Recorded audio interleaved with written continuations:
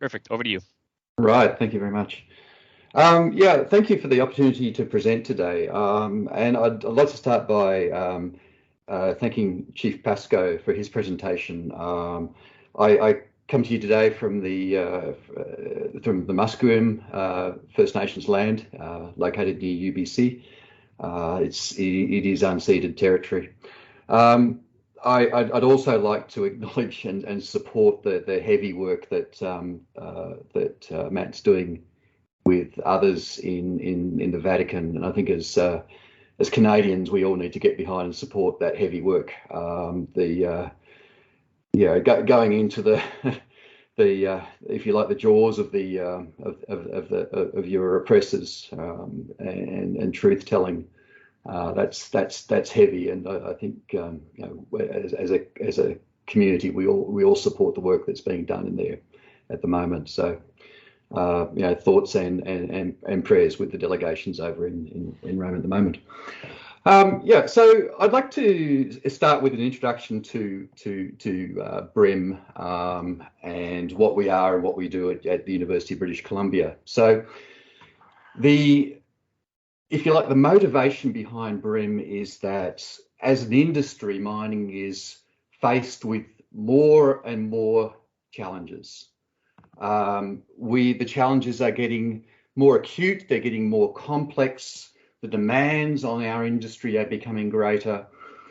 In the past, universities have had a research model which is individual professors working with a small laboratory on small problems. Right? That model is no longer sufficient for helping the mining sector in the 21st century.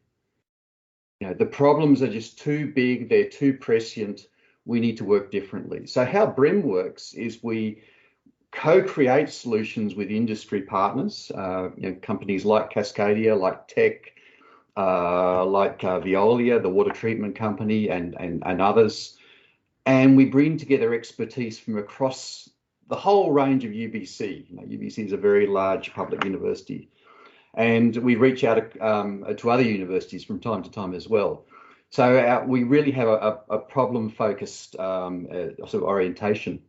When I first joined UBC and became director of BRIM in 2019, I think I had this idea that we would have a particular discipline or a particular program around data science. What has actually happened is all of our flagship programs are now intensely involved in data analytics. Right? We are focused on. We have a program on water and water stewardship. We have a focus on biotechnology and new ways of cleaning up mine waste, reprocessing metals. That circular economy principle. We have that as well, and we also have a program around that journey to net zero, which includes energy efficiency, integration of renewable energy, and carbon capture. We also have an ore body knowledge program, which is about finding more complex deposits. But all of those, even before 2 years is up, all of those themes, all of those programs are now intense users of data analytics. So this is where we're going. And what I'd like to do, I guess, is to show you that this area of, we have a big focus on productivity, and that's a good place to start with data analytics. Increasingly, this license to operate, environment, First Nations relationships, decarbonisation, they are going to become huge targets for ESG, for data analytics. So this is where we're going, and I want to give you some examples of that. So here's a little bit of a background to me. As I've worked a lot in Australia and the UK, internationally. More and more I've become interested in how we can connect different technologies into mining to really accelerate our progress towards sustainability. And it's been an absolute privilege to be director of UBC for the last couple of years, really trying to integrate new fields of water management, decarbonisation, renewable energy, biotech. There's real frontiers of technology and bring those into mining.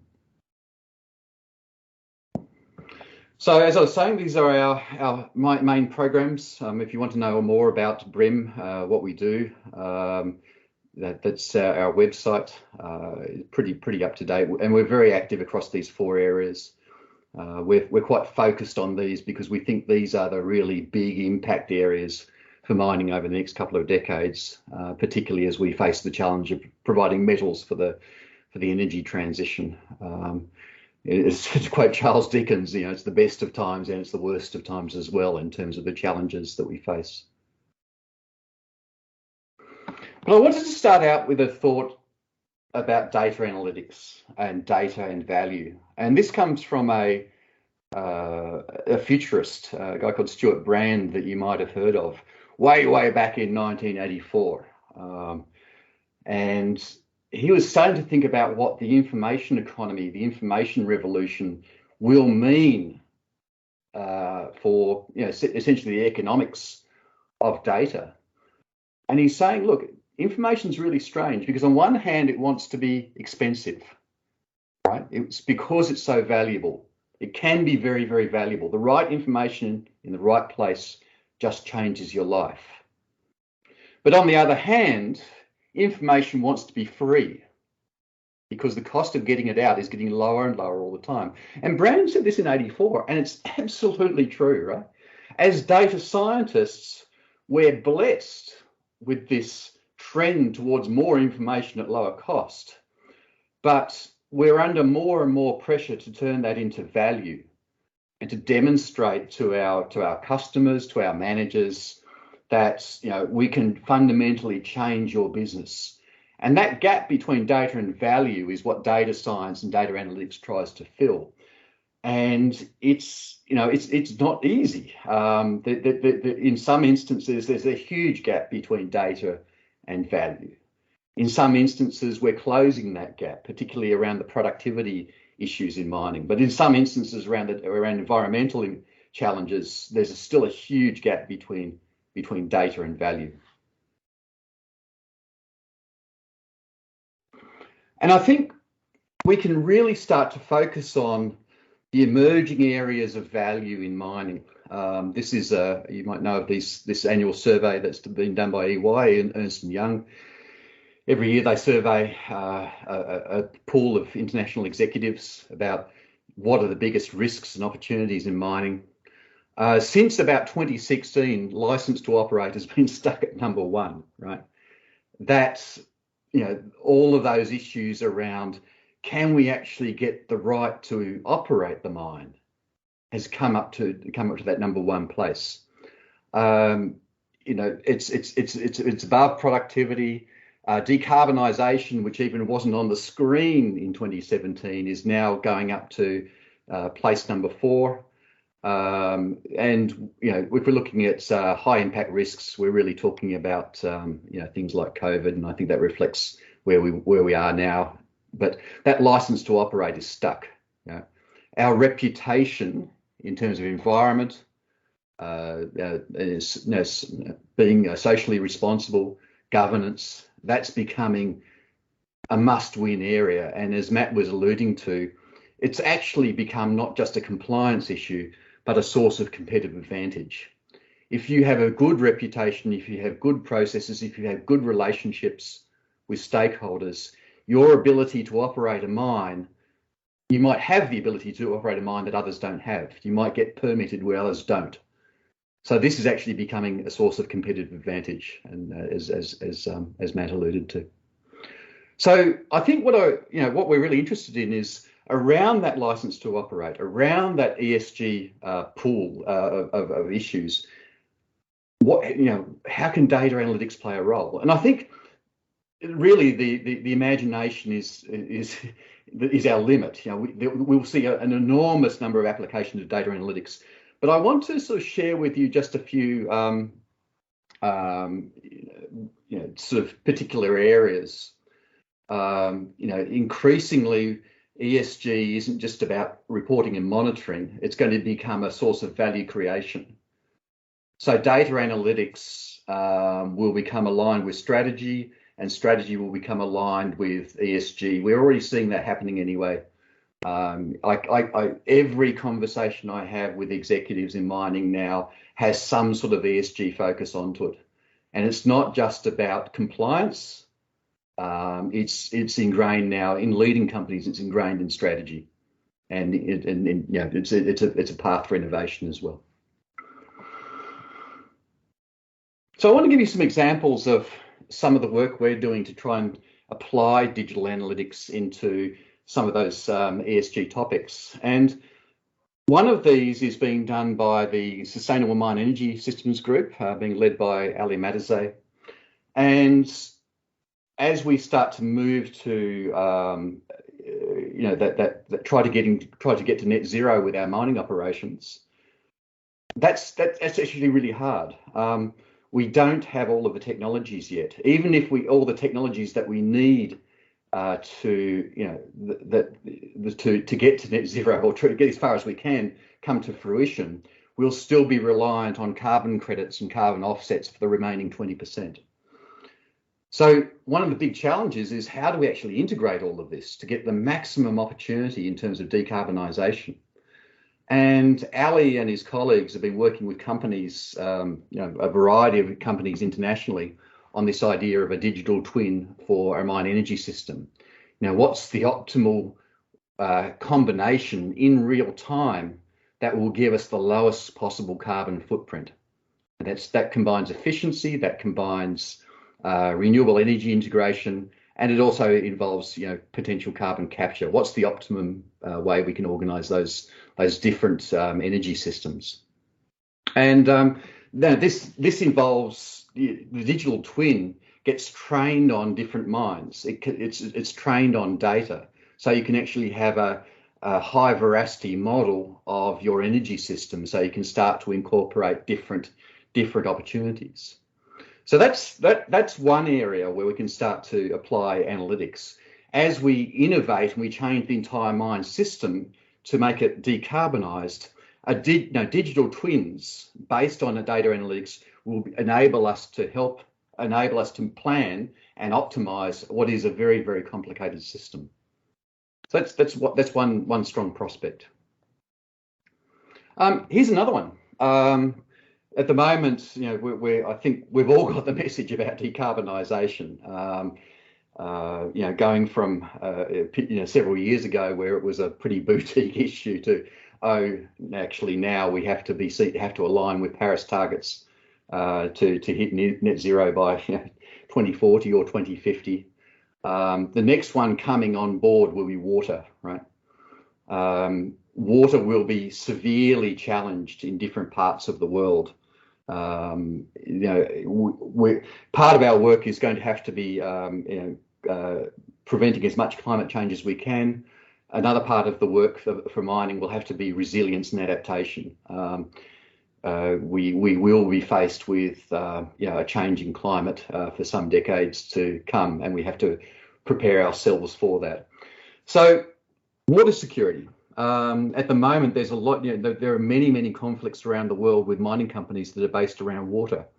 If you think about copper and where copper comes from in South America, that also is unfortunately in very arid areas.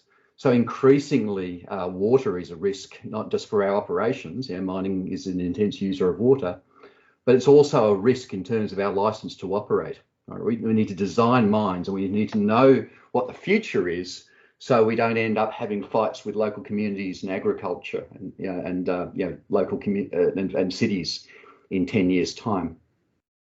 What we have at UBC is actually an expertise in training, if you like, water hydrological models down to a kilometre squared, based on data that's collected all around the world on different geographical sites. So we can actually build models of what will happen to particular sites around the world, mine sites around the world in future. And we can then start to train to say, okay, what if scenarios? And this is incredibly valuable for miners, because if you're putting in a mine now and it has a 30-year lifetime, that's definitely within the realm of climate change. Even if you have a 10-year mine life, you don't know exactly how climate change will play out for that particular mine. You want to design your mine not for 5 years, but for the long term.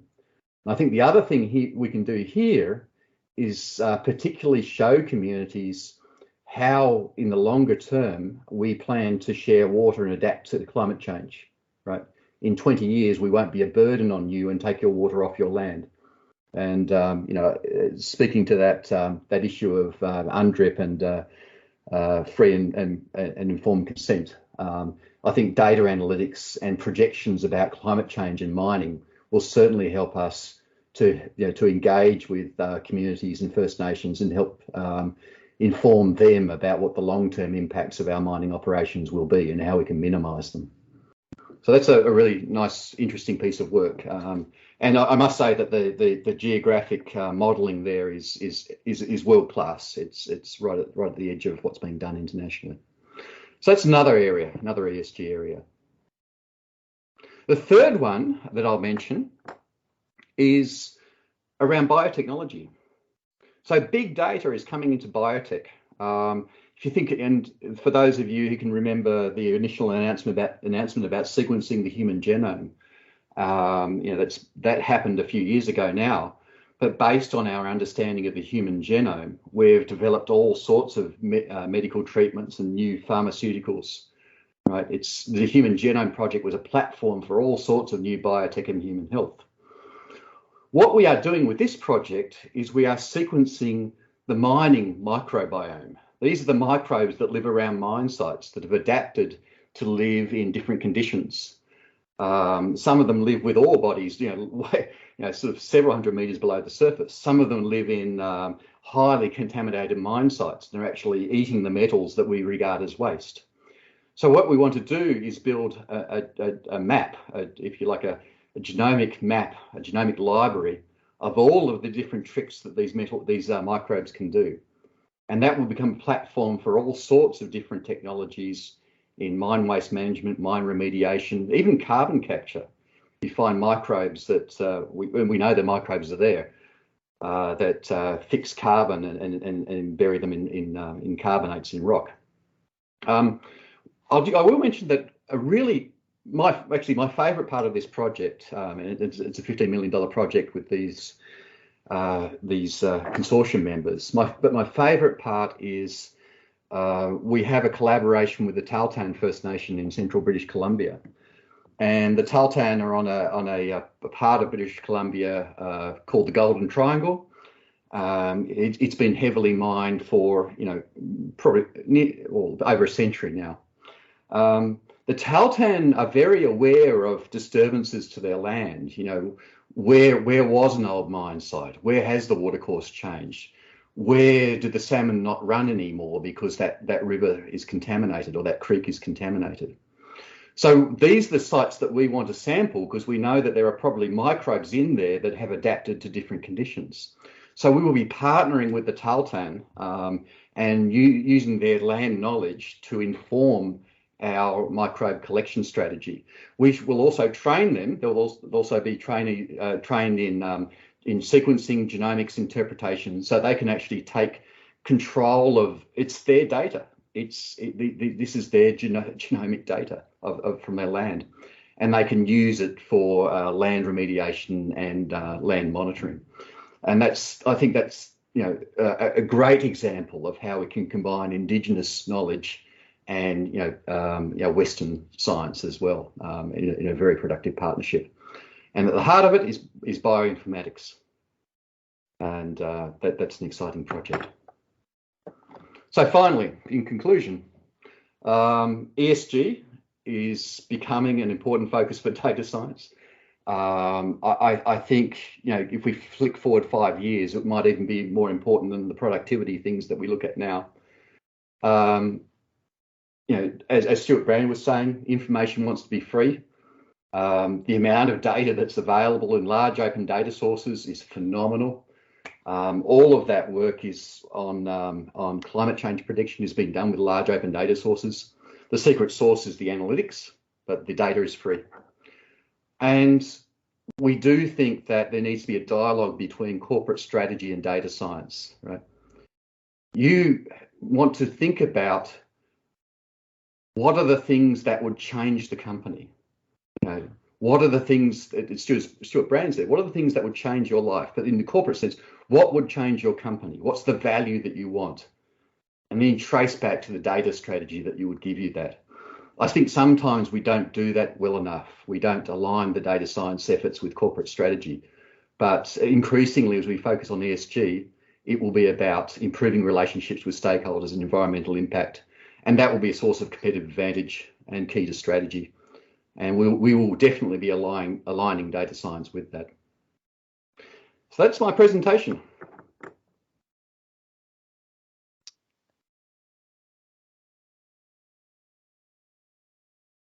Thanks, John.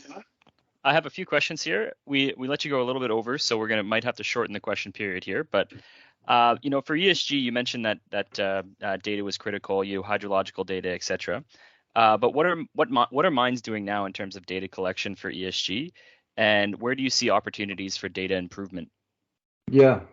I mean, different mines are doing different things, but what we are seeing is the heavy regulatory compliance forcing the collection of data and forcing the reporting of information. So particularly in Canada, particularly in British Columbia, you know, mines collect all sorts of information on all sorts of things. There's a project which involves the province of British Columbia, and it's an initial collaboration between Copper Mountain, where the carbon footprint data that's recovered by Copper Mountain and the province is actually tagged on a blockchain. So if you buy the ore from Copper Mountain, you'll know exactly what its carbon footprint is, and it's verified by the BC government. So data is definitely being collected, and we haven't, you know, as part of the regulatory process, as part of the own proprietary data pools, but we still haven't really thought through how do you make use of all that data. You know, we need to catch up with turning that data into value. Great, thank you. And we'll do one more just before we break to Ali, the next speaker. I'm sure you get this question a lot, but for mine decarbonization and the road to net zero, could you comment on the speed of this transition? Is this something that will take decades, or will it go faster? Yeah. I mean, it's going to take decades, right?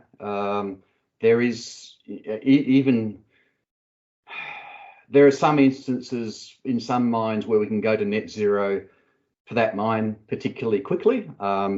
That might be because we can electrify the mine totally, you know, and buy some offsets. In other mines, there might be a possibility of carbon capture in rock. And there's a nickel mine in BC which has that prospect. But in most instances, we're looking at a transition period of decades.